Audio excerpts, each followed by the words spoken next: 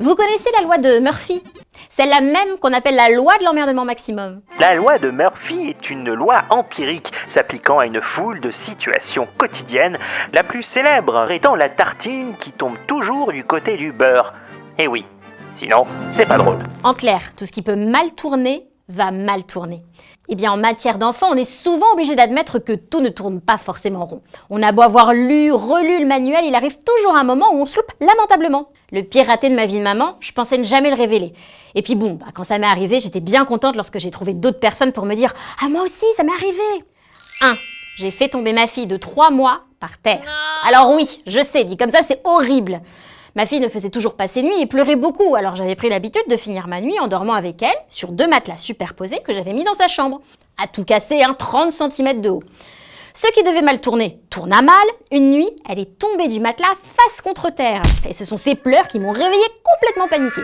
Direction les urgences, moult examens, scanners et surveillance. Finalement, elle n'avait strictement rien, si ce n'est une grosse colère d'être réveillée et manipulée sous toutes les coutures pendant des heures. J'étais en larmes dans le taxi à l'aller.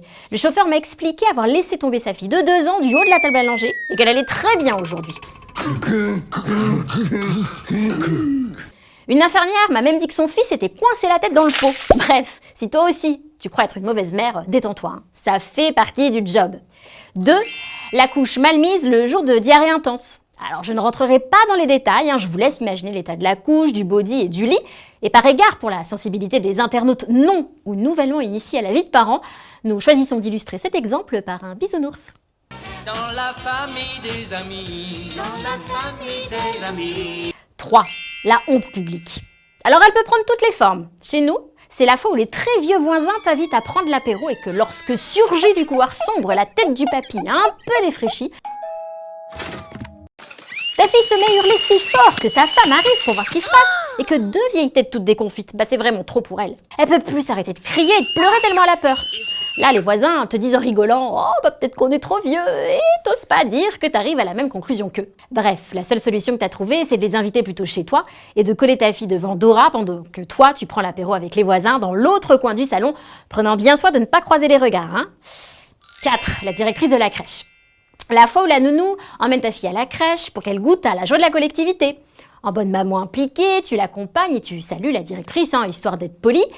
Et là, la première chose que la directrice te dit, c'est « Ah, c'est vous, la maman. Le sacré caractère, ça vient de vous ou ça vient du papa ?» Non mais attends, mais je t'en pose des questions, moi. Bon allez, 5. Dernier pire raté de ma vie de maman. Le petit plat concocté pendant des heures, recraché en 5 secondes. Alors autant le dire tout de suite, la cuisine, c'est pas mon truc. Mais quand je m'y mets, je lésine sur rien.